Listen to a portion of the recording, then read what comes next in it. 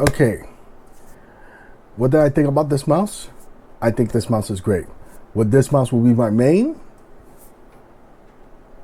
Depends, because there's another mouse that I wanted to try. I've been wanting to try for quite some time, but I didn't want to get it straight from Lamzoo, because if I didn't like it, then I cannot return it. And I will give you a spoiler alert. Yeah, this is the Lamzoo 4K dongle. And I did want to get the Lamzoo Thorn to try it in my hands to see if I like it better. But now, I will say another mouse, but I cannot tell you that. You're going to have to wait. So for now, let's get back to the main topic. For $129.99, you cannot go wrong with this mouse. It's just that how lucky you are when it comes to build quality. Because based on videos I saw from other YouTubers, forums, that issues that people are having with the build quality, even when this mouse was ready to pre-order, some people already have it ready. They're saying that after 30 minutes, after an hour, or even after less than a few weeks, the mouse stopped working. And I was really scared of it as well, that I was going to cancel, not get this mouse because of those issues. Because I know if I run into those issues, then I had to send the mouse back straight to the Pro Store. Felt like I didn't bought this from online retailers like from Amazon or like a store like Micro Center that I can go back and get it replaced, and then, you know, I'm good to go.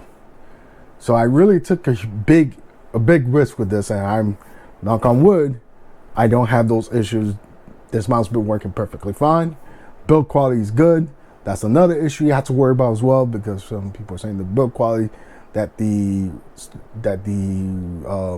inside the mouse starts rattling, or they hear creaks, which by far this mouse didn't give me any of those issues.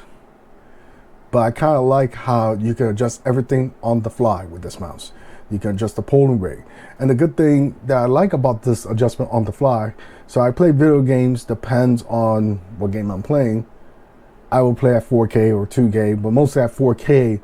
And when soon I finish playing that game and I'm back on my desktop, I put it back to 1,000 or even 500 hertz just to extend the battery life of this mouse. Now, this mouse weight is about 65 grams compared to the Xlite V3, weighs about 55 grams.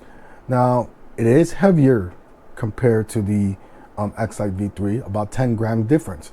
But you have to remember why this mouse is heavier compared to the Xlite V3 is that, of course, it has a bigger battery, also has the OLED LED or LCD, whatever. And that at the bottom of the mouse, everything's covered. This is like fully covered compared to the Xlite V3. The bottom part is open. The rubberized coating is good. I'm not saying it's up there being good, but it's not like the best compared to what I hear from Lamzoo and other products as well. The scroll wheel, I do like the aluminum scroll wheel. It's great. I don't know, maybe I have this mixed up the wrong way, that people are saying that the scroll wheel is better on this one, or I believe on the Xlite V3 that is better. Hold up, bear with me. Optical switches, they're good. Is it better than RYZEN? No, I think RYZEN still has the best optical switches, in my opinion, so it's not that bad.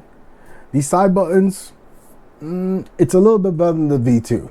From what I experienced, I had with that mouse before, it's a little bit better. The only issue that I have to say is that the side buttons for me, I wish it was a little bit more spaced out, not too close to each other, because I do run into issues that I will hit the side button, and most of the times, like for example, like when I play Battlefield, which I don't play that game anymore, but I'm using it as an example, is that I will use this as my melee and this one to switch my weapons. And it does get annoying that sometimes that, since I got a wide thumb, I will hit the forward button instead of the back button, and that will get me killed. And it does get really annoying. But I had to, you know, switch it up, reprogram the side buttons, change it up. But I'm like so used to doing it, I don't want to change it. But for now, I had to adapt or go with another mouse. Now, the performance on the sensor, no issues, 3395, you cannot go wrong.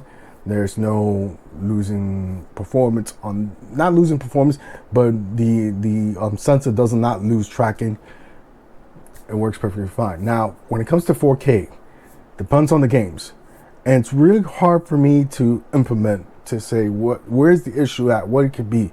Because I used to have an Intel 13 Gen i9, but now I have RYZEN 7800 X3D. And depends on the game. Sometimes I escape from Tarkov. If I play at 4K, I will have a little bit performance issue with the CPU, but it's really hard to say. But some people saying that they don't have no issues at all. And sometimes I cannot test out another mouse to see it could be a mouse issue. But then on wire mode, it works perfectly fine at 4K. So I think it could be an issue with the dongle itself. Who knows? This is why I want to try something else to see, maybe like when I get the LAMZOO Thor and play at 4K, maybe that will fix the issue. Who knows? We're gonna have to wait until that happens. But that's the only issue I have right now, is that the 4K only on that game gives me that issue. But then on other games, it doesn't have no issues. On 8K on wire mode is awesome, but really it's not worth it. So I stick to 4K or to 2K. Now, when I play my games at 4K hertz, most of the times when I finish playing that game, I will put it back at 500 hertz or 1000 hertz so I can extend the battery life. Now, how long does this mouse take to charge? The way I charge my mouse is completely different. I don't leave this mouse charging overnight. I will unplug it, and when I wake up the next day to use my computer, I'll plug it back in. Usually it will take me almost about 2 days. But sometimes when I try to plug it, but it was at 25%, after 2 to 4 hours, I'll be good to go. And I kind of like that, has that indication right there that tells you when the battery is low, or when it's off, it will tell you if it's fully charged or not.